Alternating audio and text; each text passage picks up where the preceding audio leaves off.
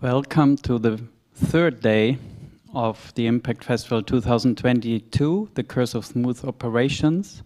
My name is Florian Wüst. I co-curated this festival together with Erik Bünger, this year's festival.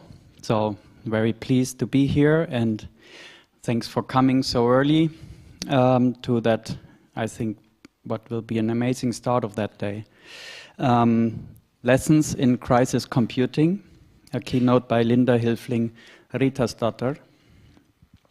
By engaging with the detested and would-be obsolete programming language COBOL, that's the acronym for Common Business-Oriented Language, which was developed by the US Department of Defense in the late 1950s, this keynote explores the dark sides of automation through the concept of crisis computing, in which execution, crisis, and maintenance are entangled with one another. COBOL becomes a case in point for this entanglement.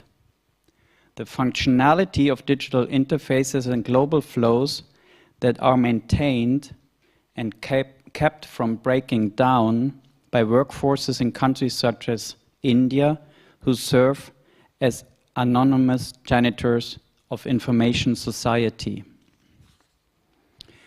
The sides of crisis computing unfold here as a series of lessons round and about COBOL. They ultimately demand nothing less than a reconsideration of digital culture. Linda Hilfling Ritasdatter is a Copenhagen-based artist researcher examining the cultural impact of media and technological development as it manifests itself in asymmetric systems of power, labor, and global infrastructures. She's a postdoctoral researcher at the School of Arts and Communication at Malmö University and an external lecturer in Design plus Change at the Linnaeus University in Växjö in Sweden. Linda, the floor is yours. Thank you.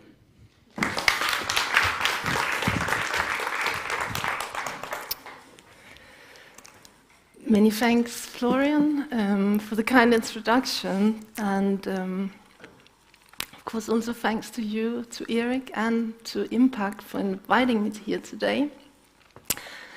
Hello, everyone. So today I'd like to share some thoughts and reflections on the curse of smooth operations.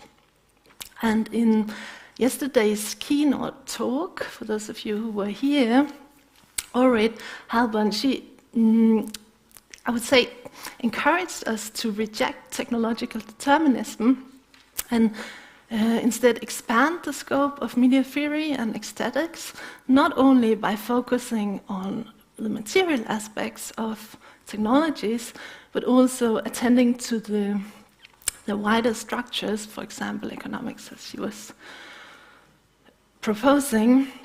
And I would say that in my talk today, you could say that I'm picking up on where already she left us.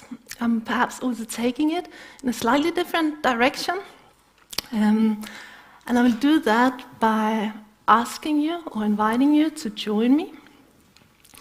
To join me for a journey to the back ends, or perhaps I should rather say the back ends of what appears to be seamless and smooth.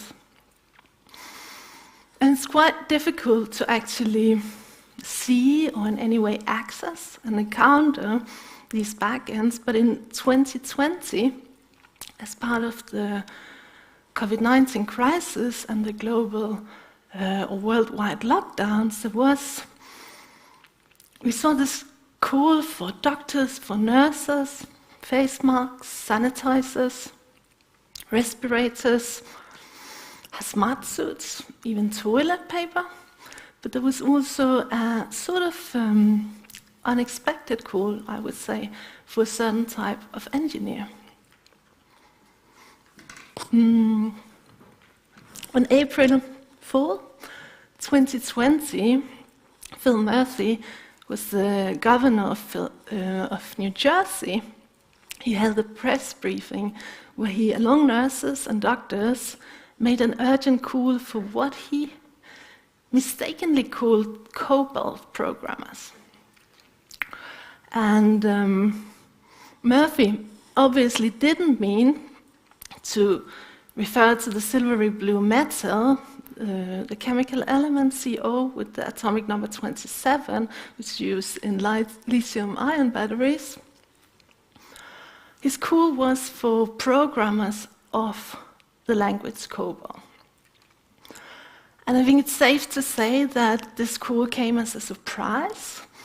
So we are all, of course, taught the importance of nurses and doctors, but not many will know anything whatsoever about COBOL, be acquainted with it, let alone expect a COBOL programmer to be key in the upkeeping of society in a state of emergency. And I would say that in that respect, the governor's call is actually pointing, it concerns more than COBOL programmers, because it's pointing to the interdependency of smooth operations with crisis and with maintenance. And to understand this better, I'd like to invite you to the following lessons in crisis computing. Here we'll take a closer look at the history of COBOL, as you just mentioned, Florian. We'll look into the hidden implications of human-computer interaction, its politics and its economics, in order to try to outline the underlying frictions and asymmetries which is forming part of global flows, so forming part of that which otherwise is regarded as smooth and seamless. So, welcome to Lessons in Crisis Computing.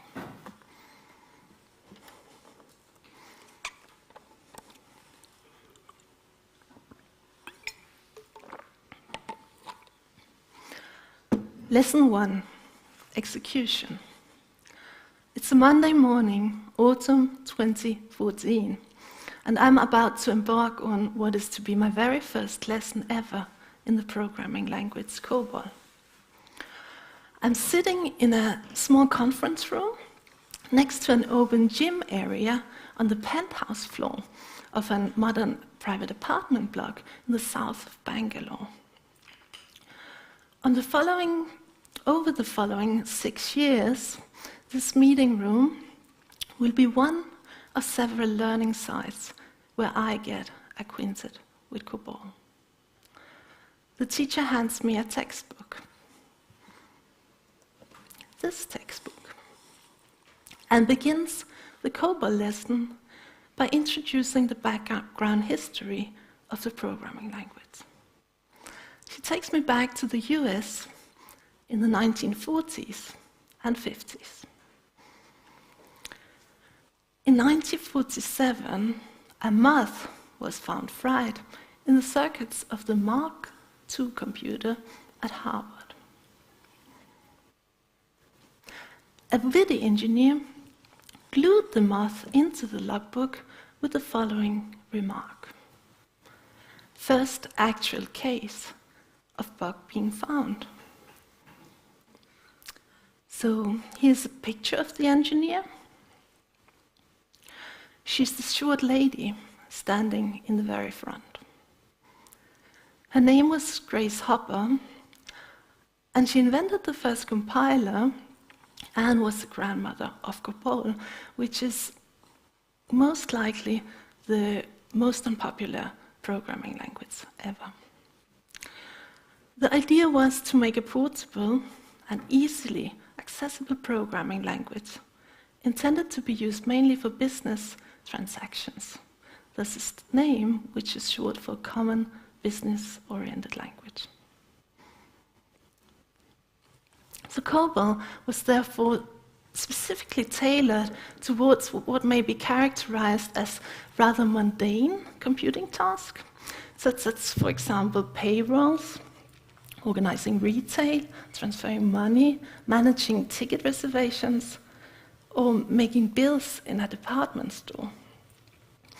And these are all services that, instead of being productive or so-called challenging means of computational number crunching, they may be seen as having a somehow reproductive nature. They're simply ensuring that the wheels of the overall production system and machinery are turning. But the life expectancy, well, in fact, the whole idea of COBOL was often doubted.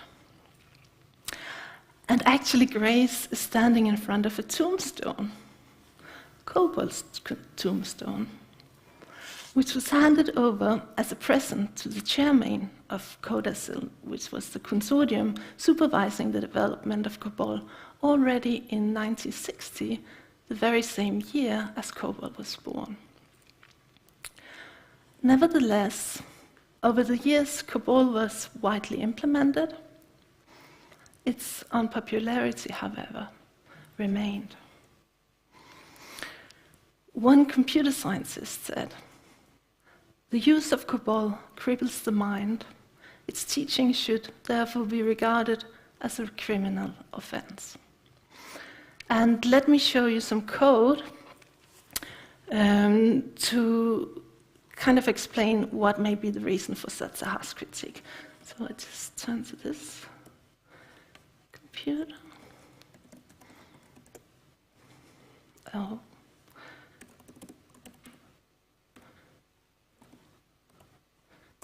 Yes. So here we have a simple COBOL program. So if you look at it, the syntax is rather verbose. It's divided into these strict division. It's, as I say, it's a program to prompt today's date. So it's just giving you the name of the date. See also that all sentences have to end with a full stop, a period. But maybe the most outstanding aspect of COBOL is its human-like syntax. So it's actually written or designed to be like human language, as close as human language as possible. And Grace Copper, she was very interested in making so-called people-oriented languages. So everyone could read, write, understand it, or what we might say smoothly operate it. And COBOL is one of the earliest third-generation programming languages. This is the high-level programming language, where user interaction is actually abstracted from the machine. So this program here, through a compiler, I can take the program and put it on any other machine. I can have a little compiler, and then I can compile it to another and make it run on another machine. So in that way, as Wendy Chong has pointed out, third-generation programming languages, there's this initial absence in it. It's not only of the machine, the fact that it can be moved freely across any system or computer, if they have the compiler, but also actually an absence of the programmer in itself, because the program can now be executed anywhere, anytime, independent of the programmer who initially made it.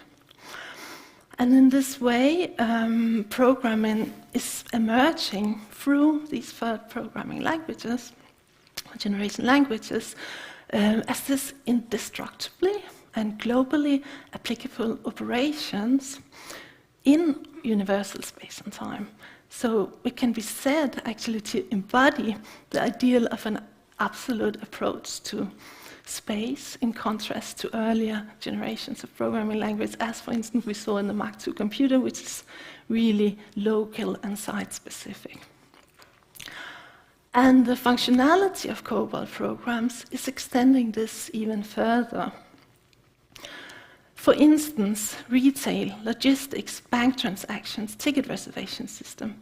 These COBOL programs, they are automatically coordinating, distributing, and displacing goods, people, money through their continuous execution and smooth operations. At least in theory. So, Skynet is probably the most advanced artificial intelligence system ever imagined. It's an autonomous artificial general superintelligence defense system depicted in James Cameron's 1984 blockbuster movie, The Terminator. And as Skynet develops self-awareness, humans decide to deactivate it. But, in turn, Skynet initiates a nuclear war in order to kill all humans. And Skynet is using these non-humanoid hunter-killer vertical takeoff and landing crafts called HK Ariel to kill the remaining humans with COBOL. So here we see a point of view of the HK Ariel, and the code you see depicted in the right-hand corner here. It's really blurry, I see that, but yeah, it is written in COBOL, and this is indicating that not only HK Ariel, but perhaps even the entire Skynet is COBOL-based. Nevertheless, a group of human resistance fighters, they managed to defeat Skynet. And in an attempt to alter its own destiny, Skynet orders the Cyberdune system, model T101 of the T800 series, which is played by Arnold Schwarzenegger, to travel back in time to 1984, the year the film is being produced, and execute the mother of the leader of the human resistance group before she gives birth to him. The mission, however, is unsuccessful. The Terminator film famously begins with the following text. Los Angeles, 2029 AD. The machines rose from the ashes of the nuclear fire. The war to exterminate mankind has raged for decades, but the final battle would not be fought in the future.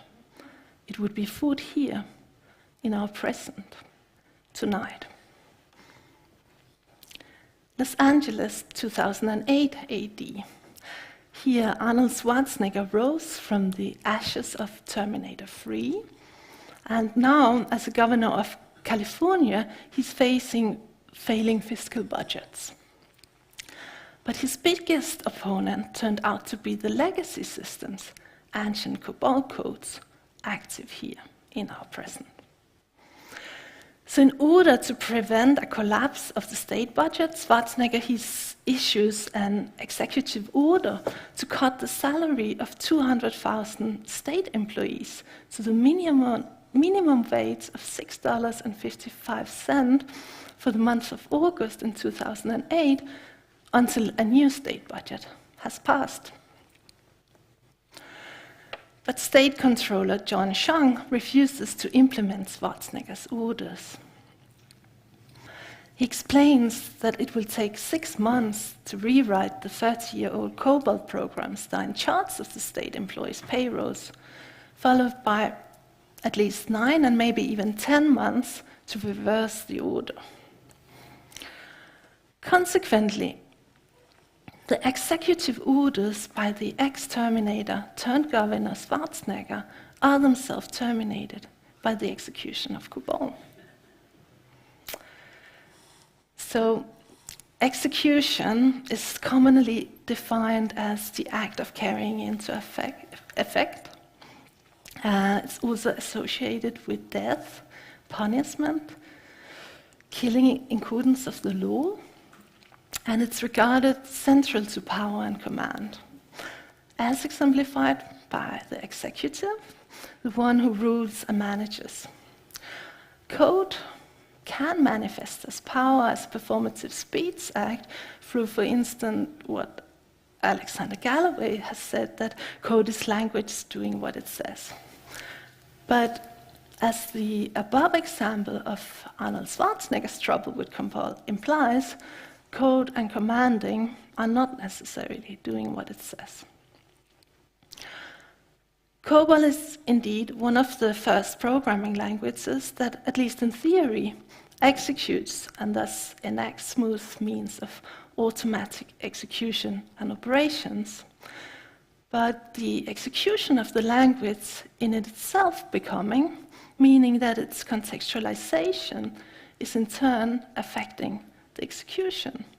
So, put differently, code does not simply enact or execute power, but it's also continuously executed by its context. For example, its use and its socioeconomic, cultural, and geopolitical relations.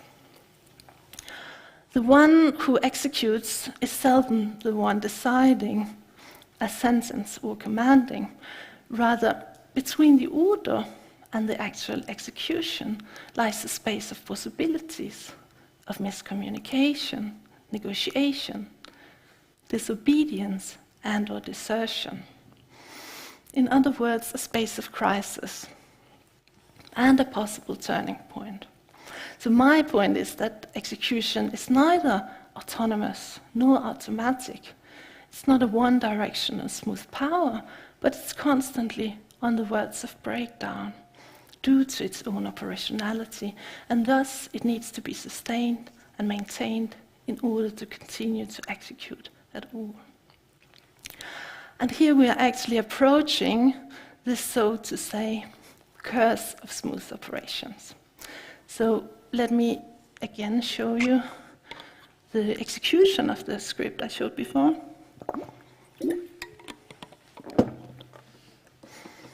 If we go here, again I have to log in. It's falling asleep. Yes. Let's see. Just do like this. What I did here was that I compiled the script, and now I can execute it. So again, this was a script to prompt today's date.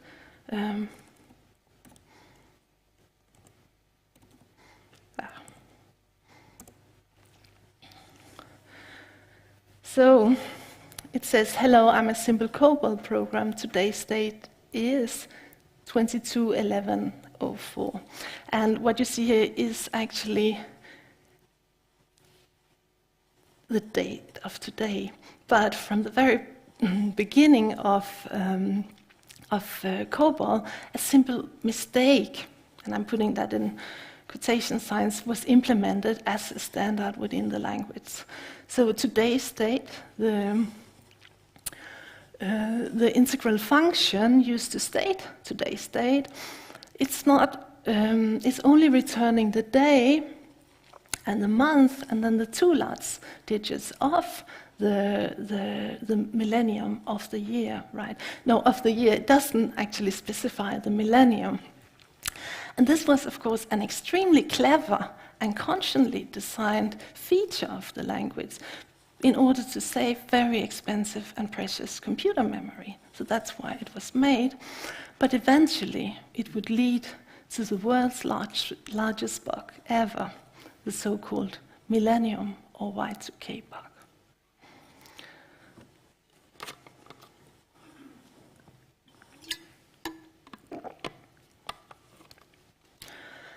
Lesson 2, Crisis. Chennai, South India. I'm sitting in a senior engineer's office at one of India's largest IT companies. Our conversation takes us to the years prior to the turn of the millennium. She recalls her experiences of working within one of the many teams busy fixing the Y2K bug. The engineer describes the war room a space in which she and her colleagues spent 24 hours observing the world's transition from December 31st, 1999 to January 1st, 2000. She says, well, they thought that on January 1st, 12 a.m. in the morning, all planes will stop, all towers will stop, all trains will stop, all the clocks will stop, and all systems will come to a standstill. On April 1st, 1999, the futurist wrote, if you think your company will be okay because all your systems are Y2K compliant, guess again. Just because you have worked out your Y2K bugs doesn't mean your suppliers have. If 5% of your suppliers go out on you, can you survive? On 8th of November 1999, the semi-official private sector body, the so-called Task Force 2000 in the UK, advised travelers to avoid Germany and a number of other countries. Italy, Czech Republic, Finland, Hungary, Poland, Portugal, Russia, Spain, and Switzerland for a 5-week period around 1st of January 2000. On December 21st, 1999, L.M. Borgman stated in CDNet that it's extraordinarily difficult to anticipate the outcome in advance. It creates this uncomfortable feeling that something's going to happen. We just don't know when or where. But let me introduce you to the lesser-known brother of Art Garfunkel, the late Jerome Garfunkel, also known as Dr. COBOL. And he was an engineer and IT consultant who for many years worked as a member of CODASIL. Mr. Garfunkel wrote, while sitting in hundreds of ANSI, ISO, CODASIL, PLSG, SPARC, WG4, CEG, ECMA, SMTG, WOC, WG11, X3J4, SC22 committee meetings, and speaking at hundreds more GUIDE, SHARE, LSUA, DCOS, ACM, IEEE, AVIPS, ISACON conferences in Europe, South America, Africa, Asia, and the US, I found myself doodling a lot. Luckily, Mr. Garfunkel preserved his doodles and made them available online as part of his website called Calligraphy and Computer Standards. And here we have one of Garfunkel's doodles. It's from August 9, 1993. The meeting takes place in Newbury, the UK. It's a Tuesday. The topic of the day seems to be COBOL, as Garfunkel's decorative handwriting is indicating, but on the left side, over there, he has added a little note, and I'll zoom in so you better can see it. It says, in 14 years of standards work, I've seen my French, Dutch, English, Canadian, Japanese, American friends get older. Their bodies enlarge, their hair whiten, their eyes needing glasses. And he continues, bellies bulging over bending belt buckles, sign of middle age. So this doodle, with its side comment, I would say gives us a rather frank insight into the state of COBOL and the COBOL society in the beginning and mid-1990s. The community was by that time aging, and many of the programmers were getting retired. At the same time, due to its unpopularity, COBOL had been excluded from the university curriculum in most American and European universities. So although it was still implemented as main part of the backbone of society and business transactions specifically, the language appeared to be slowly on its way to extinction. But the Western world, they increasingly started paying attention to the possible complications related to the representations of digits after the millennium. And at that time, whopping billion lines of active COBOL code was still estimated to be in use, so to check and debug all these lines of code appeared to be impossible, since such a large amount of COBOL programmers had already been retired. And the younger programmers, of course, didn't have any COBOL skills.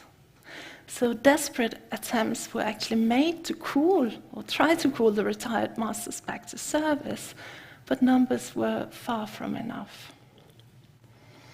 Saved by the bell.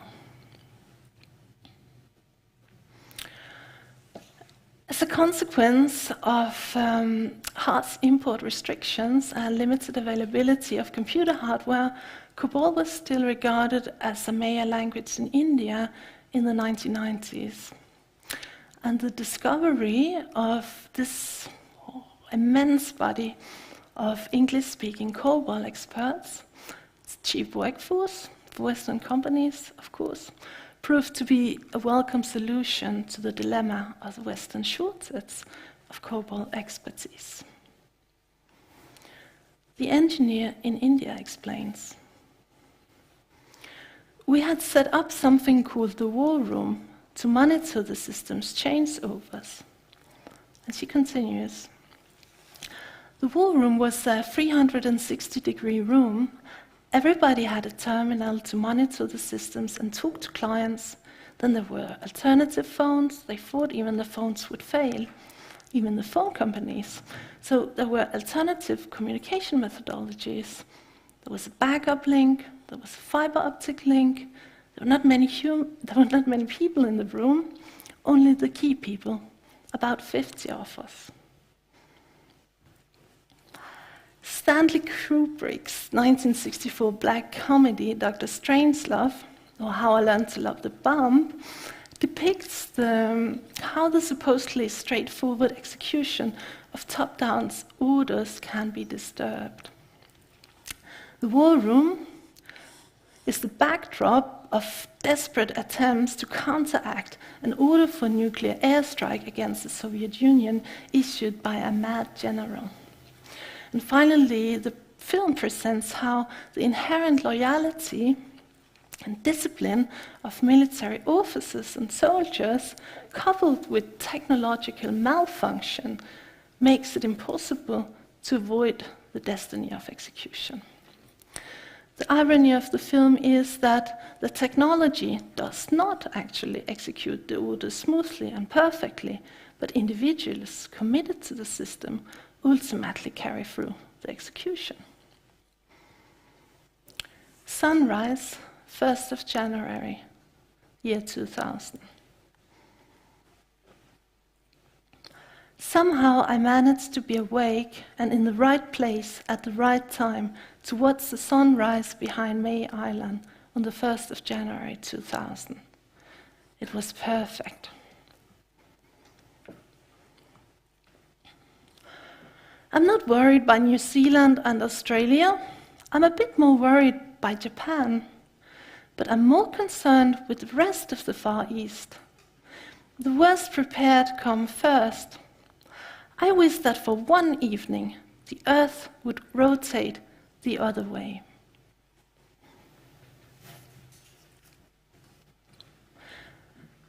We had to manage the entire 24 hours, just follow the sun on that day. Very few critical problems were there. It had nothing to do with the date, just the usual production support problems. So, despite the film being shot in black and white, Kubrick insisted on covering the table of the war room with green felt.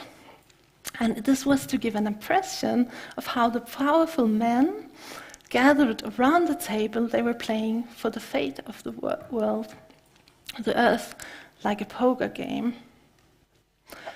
I started wondering about the material that covered the table of the Y2K room in India. This table is not assembling top leaders, but rather gathering what could be labeled an emergency brigade, or the caretakers of our information architecture. So computerized information processing has been transforming office work since the 1960s, and these automated execution processes led to a transformation of the ontologically understanding of certain job tasks. In this way, the labor tasks in back offices transformed from the operation or the executions of tasks to the monitoring of the execution processes of tasks. And in this context, the Y2K room in India may be understood as a back office to the back office, or the back office. The function of this back office is not to detect anomalies directly within the executed data, but rather within the overall system of execution. And it should not be mistaken for super elite executive back office, but on the contrary, the one thing that everyone pretends is not there, like a scruffy truth.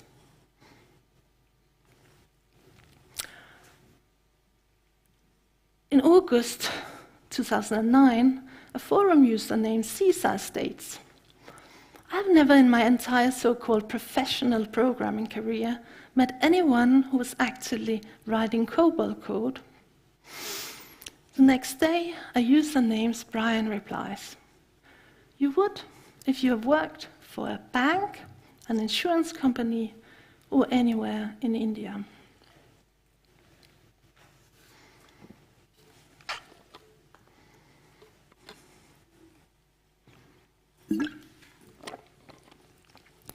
Lesson 3, maintenance.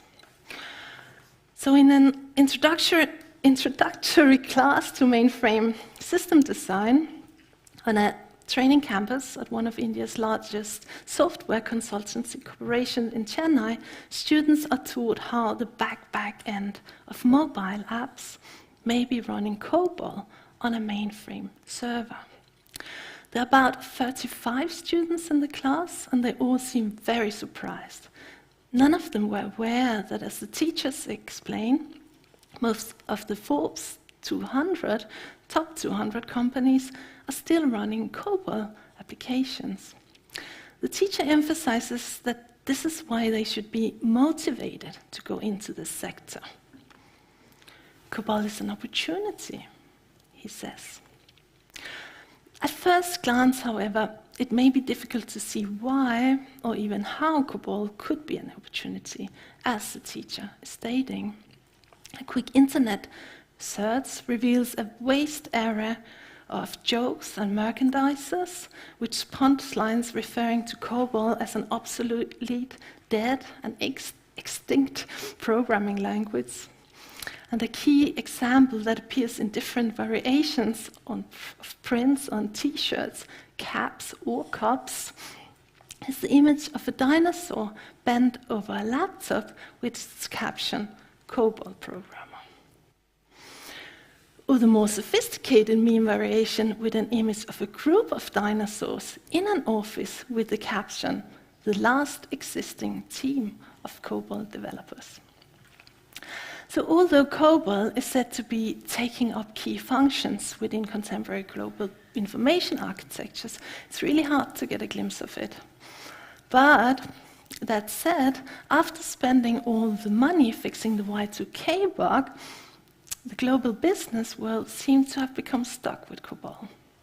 If we are to believe a survey from 2017, 70% of all business transactions worldwide are still operated through COBOL.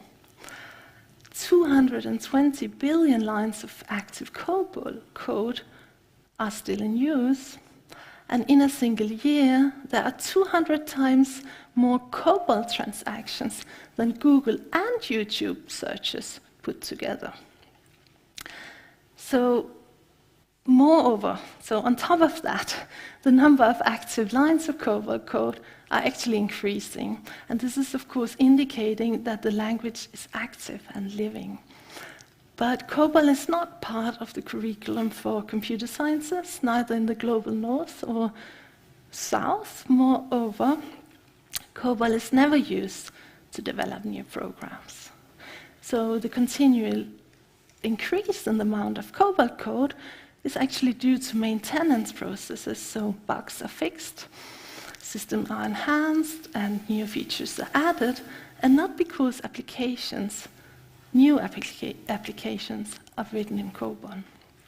So COBOL cannot be characterized as entirely alive, but rather caught in a limbo between being crucial to business and entirely outmoded. COBOL is, in other words, a living dead, a sort of zombie of information technologies, kept alive through its maintenance processes, outsourced to engineers in India or elsewhere. Here, newly educated engineers are trained in skills otherwise regarded obsolete in the global north. Infosys is the second largest software consultancy business in India. It has around 240,000 employees. And all employees, they undergo a training period at their corporate education center in Mysore. The Global Education Center 2 is the largest building to be built in India since independence. It was inaugurated in 2009. Based on our business demand, we ask our delivery unit about how many people they want. Every quarter, around 300 new employees are trained in mainframe and COBOL. That makes around 1,200 new COBOL programs every year.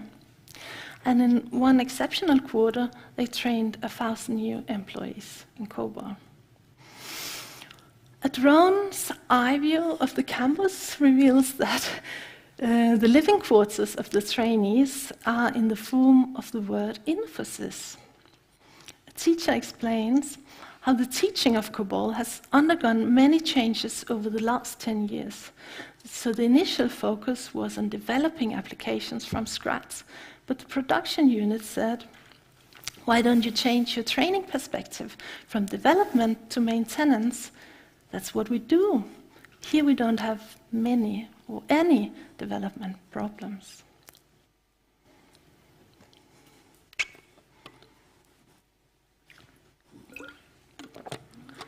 Lesson 4, crisis computing. So when I asked a senior engineer at IBM to pinpoint the problematics of COBOL, he replied, I think there are about 5 trillion lines of code that have been written in COBOL, and of that there are probably around 4 trillion still running. That's the problem. That's really the problem. Say 4 trillion lines of code, if you want to rewrite it, nobody has the patience and nobody has the money to do it. So, by way of explaining, the extent of COBOL as coded infrastructure is actually what makes it endure. During a testimony by the Government Accountability Office in the House of Representatives in the US in May 2016, it was revealed that in a financial year of 2015, the federal government spent more than 3/4 of its yearly budget on so-called operations and maintenance tasks. This was more than 3 times the expenditures used on development, modernization, and enhancement activities. So the spending of maintenance tasks has grown continuously in recent years, resulting in a 7.3 billion decline in the federal government budget on spendings on development activities between 2010 and 2017. And in this way, the process of keeping legacy systems alive are having a massive impact on the technological development process in a non-linear direction. So far, these legacy back-ends have, as I kind of hinted in the beginning, have been invisible to the greater public, but as you saw, they surfaced as part of the COVID-19 crisis. I just want to unfold this example because the background for the governor's call for COBOL volunteers was related to delays in unemployment registration and compensation due to the escalating unemployment rate. So people, they were laid off due to employees shutting down the businesses as part of the lockdown.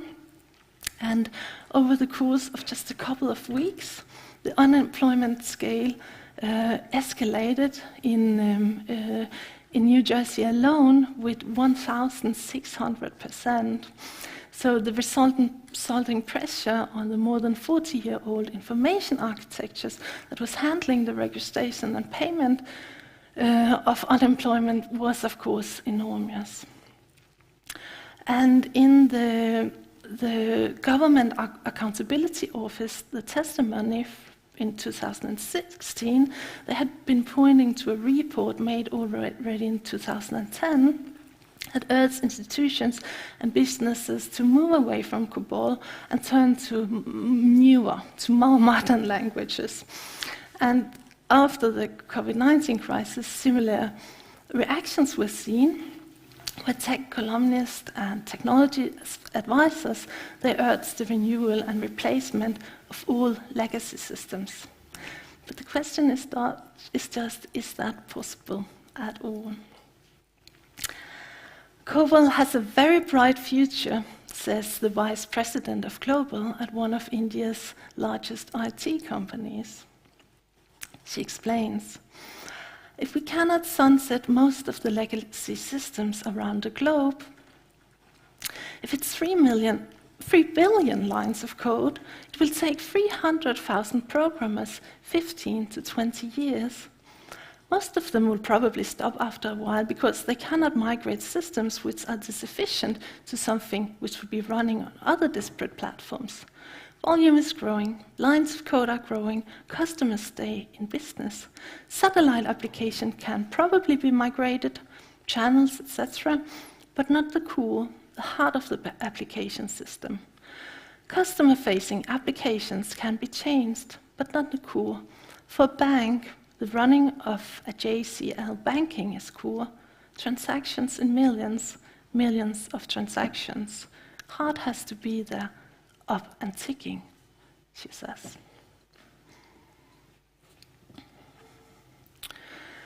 So as my fourth COBOL lesson reaches its end, I close the textbook that my COBOL teacher in Bangalore gave me, and I find myself confronted with a rather peculiar label on the front cover of the book stating, restricted. For sale only in India, Bangladesh, Nepal, Pakistan, Sri Lanka, and Bhutan. I dwell on the irony of the message and I flip the book. And on the back side it reads, this Wiley Student Edition is part of a continuing program of paper-bound textbooks especially designed for students in developing countries at a reduced price. So this specific edition of my COBOL textbook is part of the American publishing house Wiley & Sons' so-called International Student Edition, offered to students in developing countries at a considerably lower price than the normal edition on sale in so-called developing countries.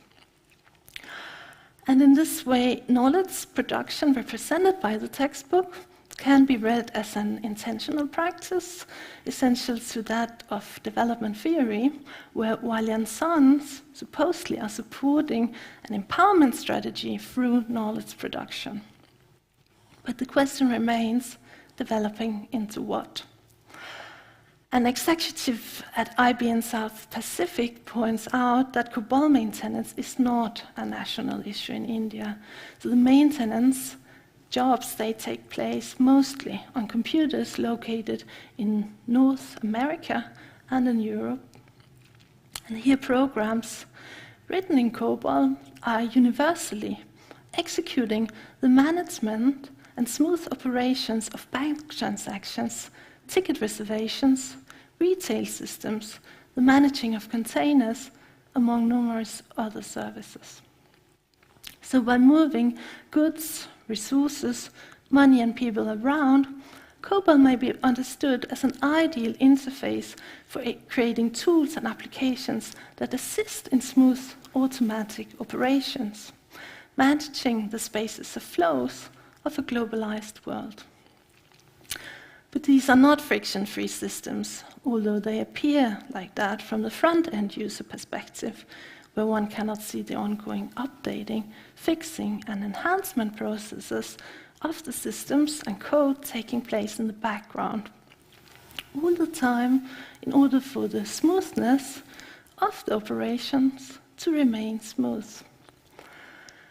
So the job of a COBOL programmer in India may be likened to that of being a janitor of the information architectures of the global north.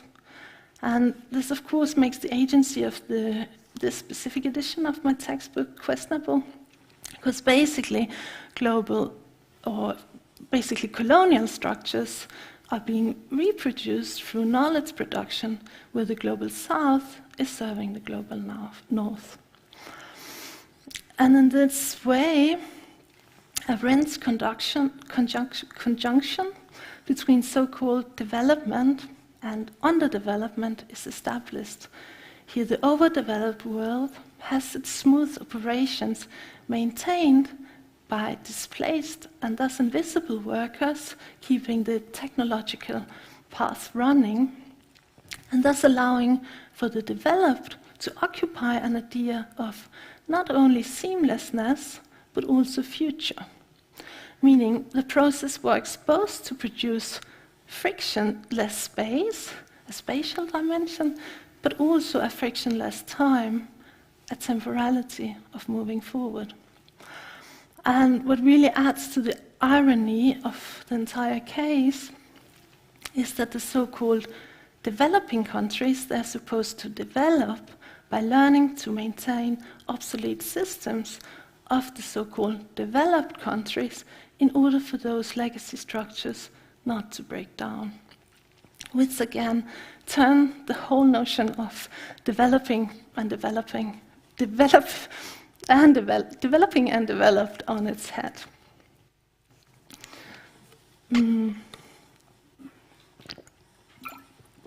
Just trying to sum up these lessons. So the implications of these understandings really begging us to redefine and reject claims of paradigm shifts, new revolutions, which are continuously promoted by systemically overlooking and neglecting the underlying material conditions and the black box and displaced human labor inherent to the promise of smooth operations and frictionless futures. And an example to mention here is, of course, the promise of full automated AI in recent spectacular visions such as the Fourth Industrial Revolution. And what I'm instead proposing here is an unsettling of the overall ontological notion of technological development by actually attending to the system's entanglement with the world and acknowledging this as a continuous process of what I have termed crisis computing. So design practices preoccupied with front ends sustains this asymmetrically organization, which I have tried to exemplify through this lecture. And instead I would really like to advocate through the concept of crisis computing for a more situated approach that is sensitive to it's sensitive to social-political, spatial inequalities of users, maintainers, and developers alike. So the existing ontologies are unsettling in their continuous asymmetric and neo-colonial arrangements, and for that reason, they're begging to be unsettled. Thank you very much.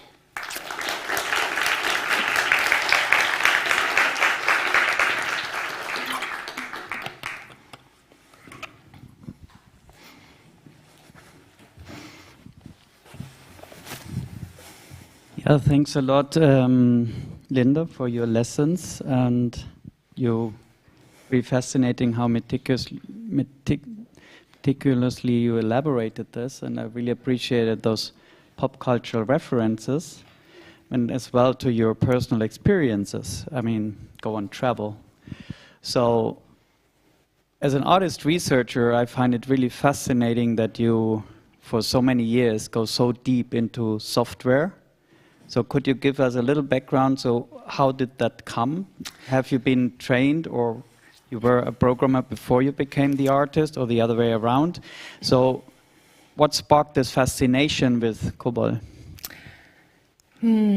Yes. So the time first, perhaps the luxury of having the possibility of spending so many years and really dwelling with COBOL and turning it around is because it was part of my doctoral thesis project. So it's a PhD research project that just the book is out there? Yes, yeah? The book is out there. So I had the luxury of having the possibility to take that on and to having also the time with it. I'm not a programmer in the sense that I have learned how to understand code and write code, but I cannot work as a programmer. I'm not a perfect programmer. I can work with code, but if you talk about being a professional programmer, that I'm not. But I'm an artist taking on programming as a materiality to sort of turn around and open up and shake and really trying to understand it. So I engage with the materiality, but I'm not a super professional programmer. I'm a sort of a hacker programmer in that sense, or a really, dirty programmer is perhaps the more correct word, to be very frank. So, but I went to India. If you also wanted to hear how, so I went to India.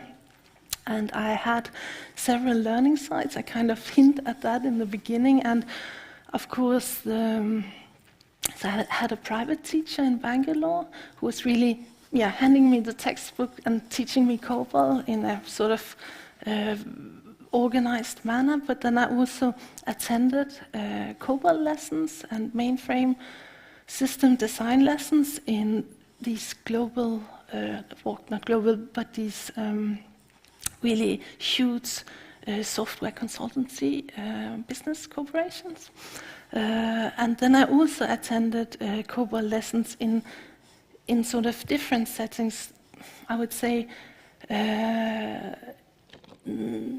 not informal, but sort of outside the system. So usually in India you would not learn COBOL until you come into a company and are sort of pointed, this is your task, you are assigned to be a mainframe maintainer.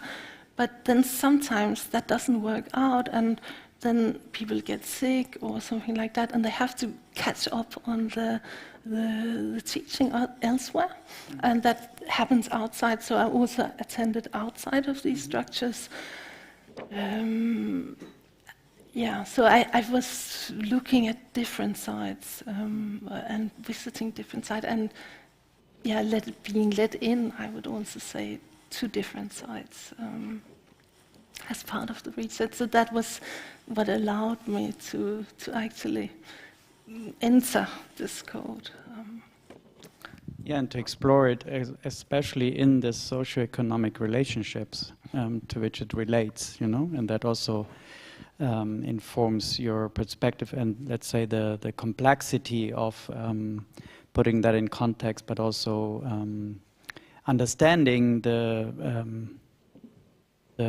dimension, the bigness of the problem. What you pointed at one point at the very beginning when it was invented, that it was tried to be a people-oriented language. So you could translate that in user-friendliness, right? A user-friendly design.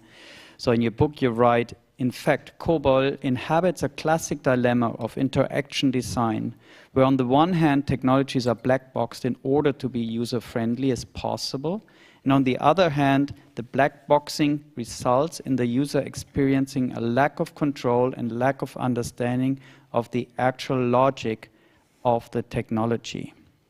If you look at today's end users, so this thing, I think this dilemma is not there anymore, because I mean it's completely black boxed, so there's no offline status anymore. There's no way to go behind or on the code level of the apps. So how you see that? Yeah, could you describe that? So how could we get back to I mean, we are completely in the user-friendly field, and that's very easy to use. But you see a future way of, is it then through open source, or what could it be that we get back on that level to be able to unbox the black box? Yeah, so actually, I think my research at the moment, it's not per se dealing with the code in itself, so it's really dealing with the labor that upkeeps the code. So that's different to, for instance, just opening the black box. And I actually not sure yet. So I've just started this research project, but I'm interested in finding ways to surface the hidden labor in different ways and let it seep in and peep out, disturb the user interface. And this is what I'm taking on and will do for the next 3 years, actually. So I cannot, it's very early in the in this process to actually say this is how it should look like, but it will, yeah, it's not something I will take on alone, but hopefully also do in collaboration with many others.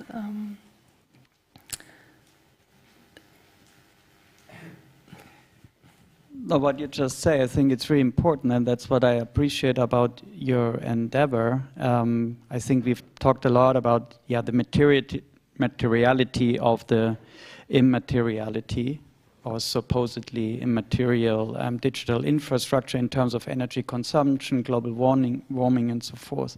But what you really taught us about is with COBOL, the impossibility of getting rid of, and how development is replaced by maintenance. And that's how somehow really in a fascinating way counters also this imagination. We are just on the threshold or a flipping point that the artificial intelligence will take over, and it's also done easily. It's just another click or so, you know. So really to kind of counter that with a reality, which I think is in many fields, that people who are skilled in certain system maintenance, they are retiring. Take their all kinds of bureaucratic systems. And I think that's a real severe thing here. But it means that just outsourcing it to the global south and have it maintained somewhere else off our site. So that is how important that is to make that really clear, and it's just going to increase. Or what you see, how you see that there's, what you imagine in 10, 20 years. I mean, when, nobody here could even read COBOL anymore, but it's still around. Or what you see, there will be, I mean, it's crisis computing, as you explained. That's what we need to deal with. Yeah. But how might it look in 15 years? I think it's really important to stress that COBOL is an example of this, but I think it applies much more general. So COBOL is really, it's the back ends, but if you just look at the back ends, so for example, the content moderation of Facebook, and how that, for example, is being displaced to Kenya, to Nairobi, to sort of goodwill, or sort of, what can I call it? Like companies that are taking on the education, and in that sense, again, the development of very poor people in order for them to get a job, to sit and upkeep the flow of smoothness in Facebook. So I think that COBOL is an example of something which is everywhere, and which, I mean, it's just a really interesting example because it has this long history and it falls in so many ways, but this is happening everywhere. It's really crisis computing is, and this is what I try to say, that we have to understand technologies as crisis computing. They're not smooth. Yeah. They need to be kept or kept, yeah, to be made flowing. And if we don't do that, if we sort of stay in this bubble of talking about only the front end and the smoothness of it, we are continuously designing for asymmetries because we are hiding that otherwise very big part of it. As we saw the numbers, this is there, like, this is never going to get away. It's a dream, completely a dream. But it's a nightmare, right, for those who are on the other end having to be hidden and keeping up systems in a dream world. Linda, thanks a lot for this end statement. We are run out of time, so I'm afraid I cannot take any questions anymore unless production's gonna decaptivate me. Okay, here, I'm here. I would just say here. I will be having lunch and being in the bar, exactly. So just come and ask me directly. That would be nice. think we have a shared day of, also informal setting here at the head house. So please come to Linda, ask your questions, and her book is also around there. Thanks so much for these insights. I think it's been really amazing to. I learned a lot. Okay, thank you, Linda, and.